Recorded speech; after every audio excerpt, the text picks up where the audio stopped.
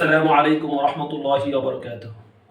সম্মানিত দর্শক শ্রোতা ভাই বোনেরা, আজকের ভিডিওতে আমরা আলোচনা করব, আমাদের অনেক ভাইরা জানতে চেয়েছেন যে হুজুর, বর্তমানে কোটা সংস্কার বিরোধী আন্দোলনে যে সমস্ত ছাত্রছাত্রীরা এবং নিরীহ মানুষেরা নিহত হয়েছে, অনেক ভাইদের জবানে শুনে থাকি তারা নাকি শহীদ হয়েছে। এই বিষয়ে যদি আমাদের সামনে শরীয়তের সমাধানকে তুলে ধরতেন, আমরা কিভাবে জানবো যে কারা আল্লাহ তাআলার রাস্তায় হয়েছেন, অর্থাৎ কোন শ্রেণীর মানুষগুলোকে আমরা শহীদ হিসাবে মনে করব। তখন নবী করিম সাল্লাল্লাহু আলাইহি সাল্লাম ইরশাদ করলেন যে মুমিন, যে ইমানদার কাফেরদের বিরুদ্ধে সশস্ত্র সংগ্রামে কাফেরদের হাতে নিহত হয়, প্রকৃতপক্ষে তারাই শহীদ। আল্লাহ তাআলা এই শহীদের মর্যাদা এত বেশি দিয়েছেন যে সমস্ত মুমিন আল্লাহর দ্বীন বিজয়ের জন্য, আল্লাহ তাআলার বিধান, আল্লাহ তাআলার হুকুমকে, আল্লাহর জমিনকে বিজয় করার জন্য কোন কাফেরের হাতে নিহত হয়, এই শহীদকে আল্লাহ তাআলা এত সম্মান দিয়েছেন যে আল্লাহ তাআলা পবিত্র কোরআনে ইরশাদ করেন, তোমরা তাদেরকে মৃত বলিও না, ওয়ালা তাকুলু আমওয়াত বাল আহইয়াউম ওয়ালাকিন লা ইয়াশউরুন, তোমরা তাদেরকে মৃত বলো না, বরং তারা হলো জীবিত, ওই বিষয়ে তোমরা জানো না। অন্য জায়গায় আল্লাহ তাআলা বলেন, বাল আহইয়াউন ইনদা রাব্বিহিম ইরযাকুন, তারা জীবিত এবং আল্লাহ তাআলার পক্ষ থেকে তারা রিজিক প্রাপ্ত হয়ে থাকে, আল্লাহ তাআলার পক্ষ থেকে তারা রিজিক পেয়ে থাকে। এবং যারা আল্লাহ তাআলার দ্বীন কায়েমের জন্য, আল্লাহর দ্বীন আল্লাহর জমিনে বাস্তবায়ন করার জন্য সশস্ত্র সংগ্রামে গিয়ে কাফেরদের হাতে নিহত হয়, এই শহীদদেরকে বিনা গোসলে তাদেরকে দাফন করা হয়, তাদের রক্তমাখা শরীরে তাদেরকে দাফন করা হয়, যাতে তারা এই রক্তমাখা শরীর নিয়ে ময়দানে মাহশারে উপস্থিত হয়। তবে এক্ষেত্রে শর্ত হলো দুনা আগরাজিন মিন গরাজিদ দুনিয়া। এক্ষেত্রে আমরা হাদিস থেকে দেখতে পারি যে দুনিয়ার কোনো উদ্দেশ্য, দুনিয়ার কোনো বাহাবা, দুনিয়ার কোনো সম্মান পাওয়ার জন্য যদি কেউ আল্লাহ তাআলার রাস্তায় শহীদ হয়, তাহলে অবশ্যই সেই শহীদের মর্যাদা লাভ করবে না। কারণ আমরা হাদিস থেকে জানতে পেরেছি যে আল্লাহ হাবিব ইরশাদ করেন, ময়দানে মাহশারে অনেক শহীদ এমন হবে যাদেরকে আল্লাহ তাআলা জাহান্নামে নিক্ষেপ করবে। তার কারণ হলো তারা আল্লাহ তাআলার রাস্তায় শহীদ হয়েছে ঠিক, কিন্তু তাদের উদ্দেশ্য ছিল দুনিয়ার মানুষ তাদেরকে বাহাদুর বলবে, বীর বলবে, মানুষ তাদেরকে সাহসী বলবে, বাহাবা দিবে, এই জন্য তারা শহীদ হয়েছে। আর দুনিয়ার মানুষ তাদেরকে বীর বলেছে, বাহাদুর বলেছে। তাহলে আমরা বুখারী শরীফের হাদিস থেকে জানতে পারলাম, প্রকৃত শহীদ অর্থাৎ শহীদ হাফিজ ইবনে হাজার আসকালানী রাহমাতুল্লাহি আলাইহি শহীদের প্রকার করতে গিয়ে দুই প্রকার করেছেন। একটা হলো শহীদ হাকিকি, আর একটা হলো শহীদ হকমি। প্রকৃত শহীদ যারা আল্লাহ তাআলার দ্বীন বিজয়ের জন্য কাফেরদের হাতে সশস্ত্র সংগ্রামে শহীদ হয়, এরাই হলো প্রকৃত শহীদ। এরা আল্লাহ তাআলার কাছে ময়দানে মাহশারে নবী সিদ্দিকের পরেই স্থান অর্জন করবেন। এখন প্রশ্ন হলো, তাহলে কি যারা কাফেরদের হাতে শাহাদাত বরণ করে না, যারা সশস্ত্র সংগ্রামে শরীক হয় নাই বা কোনো কাফেরদের হাতে নিহত হয় নাই, তারা কি শহীদ নয়? এ বিষয়ে আমরা শহীদদের দ্বিতীয় প্রকার যদি আসি, শহীদ হকমি, তাহলে আমরা মুসলিম শরীফের একটা হাদিসকে তুলে ধরতে পারি, যে হাদিসের মধ্যে আল্লাহ হাবিব মুহাম্মদুর রাসূলুল্লাহ সাল্লাল্লাহু আলাইহি সাল্লাম সাহাবায়ে কেরামদেরকে জিজ্ঞাসা করেছেন, তোমরা বলো তো কারা শহীদ? তখন সাহাবায়ে কেরাম বললেন, যারা সশস্ত্র সংগ্রামে আল্লাহ তাআলার রাস্তায়, আল্লাহর দ্বীন কালিমা, আল্লাহ ইলা কালিমাতুল্লাহর জন্য তারা কি করে কাফেরদের হাতে নিহত হয়, তারাই শহীদ। তখন আল্লাহ হাবিব বললেন, তারা তো শহীদ বটে, এছাড়াও আরো কিছু মৃত ব্যক্তি এমন আছে যাদেরকে আল্লাহ হাবিব শহীদ বলে ঘোষণা করেছেন।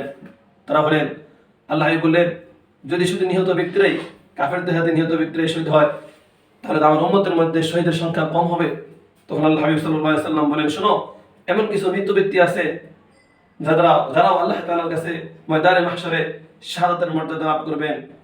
তারা হলেন যে লোকগুলো মহামারীতে ঈমানের হালতে মৃত্যুবরণ করবে, অথবা যারা পেটের রোগে মারা যাবে, তারাও শাহাদাতের মর্যাদা লাভ করবে। এবং এই বিষয়ে সুনানে নাসাই শরীফের একটা হাদিস যদি আমরা দেখি, আল্লাহ হাবিব ইরশাদ করেন, মান কুতিলা দুনা মাগরামাতিহি ফাহুয়া শাহীদ, অন্যায়ভাবে যদি কাউকে হত্যা করা হয়, তাহলে সেও শহীদ মর্যাদা লাভ করবে। অর্থাৎ অন্যায় প্রতিরোধ করতে গিয়ে যদি কেউ মারা যায়, তাহলে সেও শহীদ মর্যাদা লাভ করবে।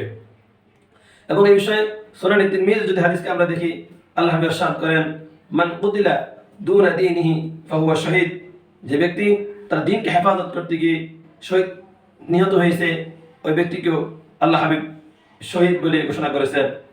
এবং অন্য হাদিসে এসেছে, ওমান কুতিলা দুনা দমিহি, যে ব্যক্তি তার রক্ত হেফাজত করতে গিয়ে, তার জীবন হেফাজত করতে গিয়ে নিহত হয়েছে, তাকে আল্লাহ হাবিব শহীদ বলে ঘোষণা করেছেন।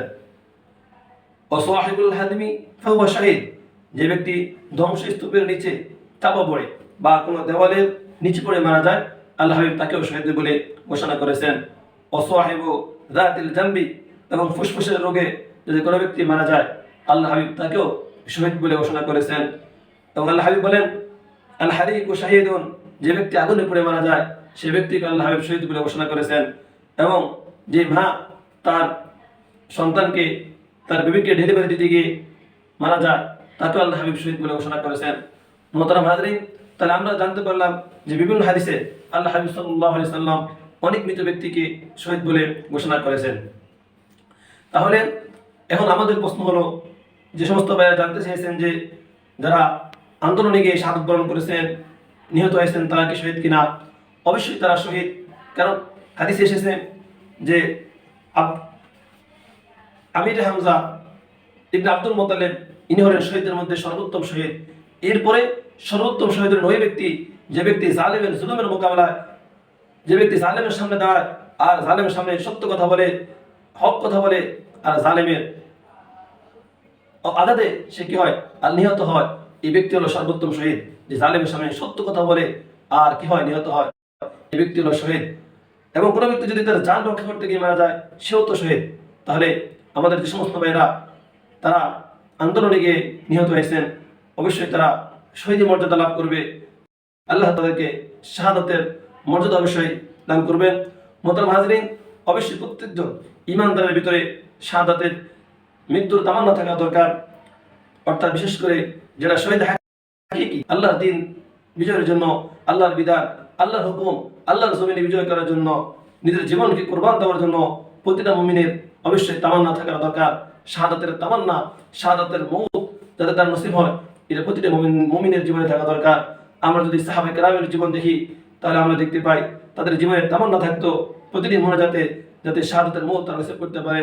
যেমন আমরা যদি দেখি বুখারী শরীফের হাদিসে এসেছে, হযরত ওমর রাদিয়াল্লাহু তাআলা আনহু তিনিও দোয়া করতেন, আল্লাহুম্মা রযুকনি শাহাদাতান ফি সাবিলিক ওয়াজআল মাউতি বিওয়ালিদি রাসূলিক, হে আল্লাহ, আপনি আমাকে শাহাদাতের মৌত নসিব করিয়েন এবং আপনার হাবিব মুহাম্মদুর রাসূলুল্লাহ সাল্লাল্লাহু আলাইহি সাল্লামের পবিত্র শহর মদিনাতে আমার মৌত নসিব করিয়েন। পরবর্তীতে আমরা যদি হযরত ওমরের জীবনে দেখি, তাহলে আমরা দেখতে পাই যে তিনি শাহাদাত নসিব করেছেন এবং একজন ঘাতকের হাতে তিনি শহীদ হয়েছেন। এবং আল্লাহ হাবিবের পবিত্র শহর নয়, এবং রাসূলুল্লাহ সাল্লাল্লাহু আলাইহি সাল্লামের রওজার পাশে আবু বকর সিদ্দিক রাদিয়াল্লাহু তাআলা আনহুর কবর, এর পাশে হযরত ওমর রাদিয়াল্লাহু তাআলা আনহু শাহিদ আছেন। মোহতারাম হাজরিন, তাহলে আমি অনুরোধ করব, আমরা সকল ইমানদার আমাদের দিনের ভিতরে অবশ্যই আমরা শাহাদাতের মৌত তামান্না করব। আল্লাহ তাআলা আমাদের সকলকে শাহাদাতের মৌত নসিব করুক এবং রাসূলুল্লাহ সাল্লাল্লাহু আলাইহি সাল্লামের মদিনাতে আমাদের দাফন যাতে হয়, সেই জন্য আমরা অবশ্যই আল্লাহ তাআলার কাছে বেশি বেশি দোয়া করব। এবং সর্বশেষ আমাদের যে সমস্ত ভাইরা শহীদ হয়েছেন, নিহত হয়েছেন, আল্লাহ তাআলা যাতে তাদের সকলকে শাহাদাতের মৌত হিসাবে কবুল করে, সেই দোয়া আমরা আল্লাহ তাআলার কাছে করব। ওয়া মা তাওফীক ইল্লা বিল্লাহ।